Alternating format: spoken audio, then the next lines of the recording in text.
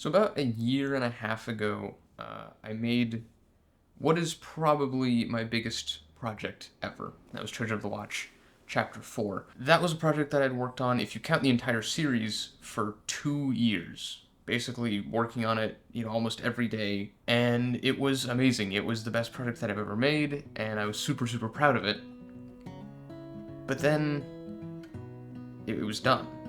And after Chapter 4 was released, kind of fell into this really, really deep pit of writer's block.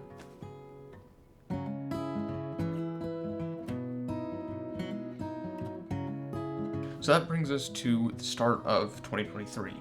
It had already been 5-ish months since I'd finished Chapter 4, and I basically hadn't written anything, and I didn't have any ideas, and I was really at this point where I was becoming frustrated with myself, because I was like, why can't I come up with something? I had this brilliant story and this amazing thing not that long ago. What's different? What's changed? Why can't I come up with something?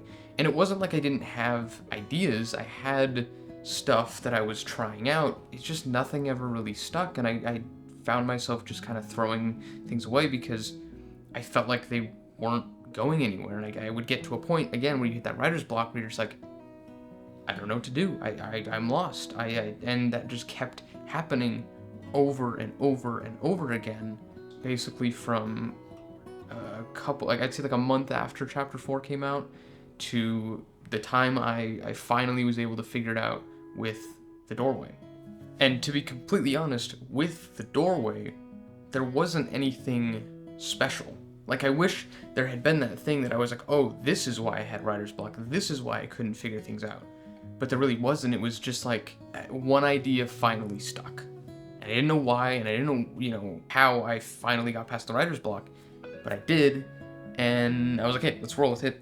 We made The Doorway. It was a month of writing, a month of planning, and then a month to film and edit the whole thing. So it was a very, very quick project in comparison to Chapter 4. Still a lot of work, and I'm still super happy that I made it, but it was not nearly as big as Chapter 4, so there was still that feeling of like, yes, I've got an idea, yes, I've done something, but I still haven't done something better than what I've done before. I still haven't grown, as a filmmaker, as a writer, or whatever.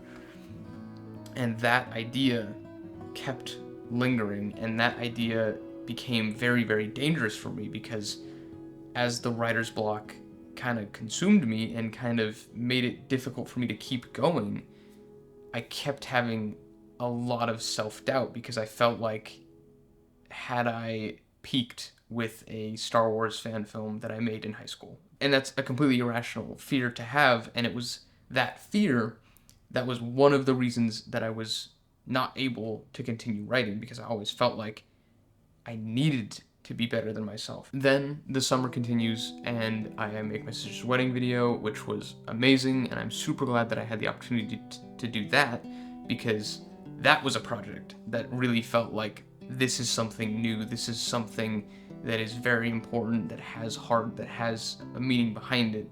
And obviously it's a wedding, so I'm not, writing it, I'm just filming it and presenting it, but it still was good to do, and it still really helped. And then after summer, I started college, and this definitely hurt the writer's block and made it even worse, because when I first started out, things were pretty easy, but there was a lot of adjustment period. I had to move, not too far, but still a move, and had to figure out, a whole new routine with college and living on my own. It was so much else going on that I didn't have I was not thinking about writing at all at this time. And then by the time I did kind of get comfortable, that's when schoolwork became more and more, and it consumed so much of my time and energy that I didn't want to write. And this just brought me to my lowest point.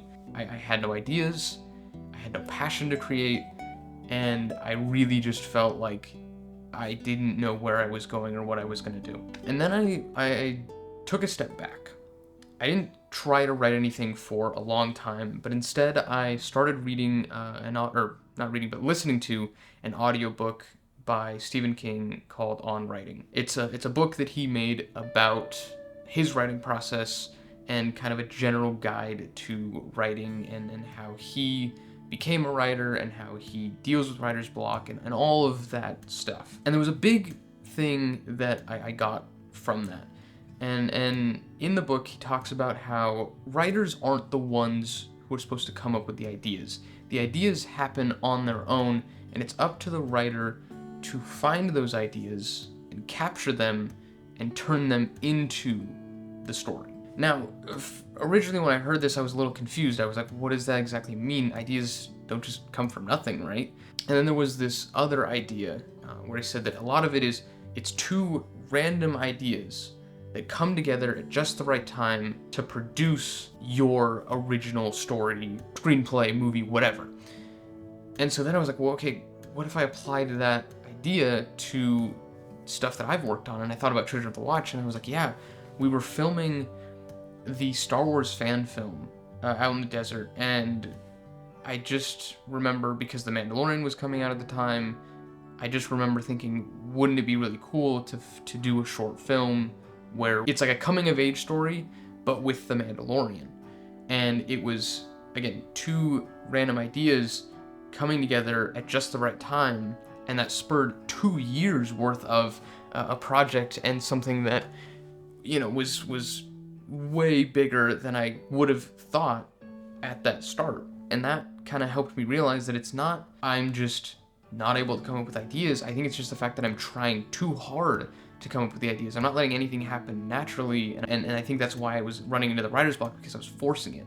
I was forcing myself to write something. I was forcing myself to make something that I didn't want to make, and there's no passion behind that. There's no soul behind that. And so I didn't want to make it, and I would easily run into writer's block. And this was great and all, but I didn't start writing again until much later. There was a couple key things that happened in between then that also have really helped. Both of them are video games that I played. The first one, and the best one, is The Beginner's Guide. If you're a creative and you like games, this is one you should absolutely try to play if you can. It's not super expensive, and it's well worth the money. It is a fantastic game that deals with the ideas of being creative and what it means to be creative and what it means to make stuff and make art. The biggest lesson I got from this was that art and whatever you create creatively should be what you want to make, and it should be for your personal enjoyment. You should be making what you want to make because it's what you want to make.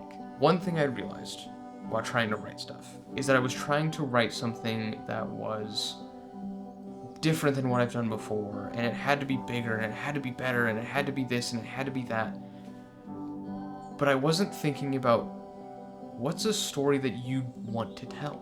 What is the thing that excites you? What's a story that you need to tell? And once I realized that, a lot of things started to click. And then the other game that I played was Outer Wilds, which, again, deals with similar ideas in a much different way. And it deals a lot with more of the existential ideas. The biggest takeaway from the game is that it is our experiences with people and our experiences with the world that give life and our universe as a whole meaning. There were a few key takeaways that I had after this entire year of discovery and trying to solve this nagging issue. The first one was ideas should be natural. Ideas shouldn't be forced. You should let the idea be natural, let it be something that happens organically, and then work from there. And work on it, and foster that idea, and really try with that idea, but realize that it might not work. And then that's totally fine. That idea might not be the one that you're gonna make, that might not be the big thing, but that's fine, because you probably learned something along the way in the process of just trying to make that thing. And there's gonna be something that comes along. There's gonna be another idea. There's always going to be another idea. And it might take a while for that idea to get there, but it will happen. And you can definitely help these ideas happen, and you can make them happen more naturally. You're not forcing it, but you can create an environment that allows for these ideas to grow. And I think the biggest things you can do is, experience stuff. Whether that's watching movies, whether that's playing a game, or that's interacting with people, the more you do and the more experiences you have, the more you have to pull from and the more that can inspire you. And then ultimately, just make what you want to make. And make something that is going to satisfy you and that's for your personal enjoyment. Don't make stuff for other people's enjoyment, and don't make stuff because somebody else told you that this is what you should do and this is what you should be and this is what you should make. Make what you want to make and make it because you want to make it.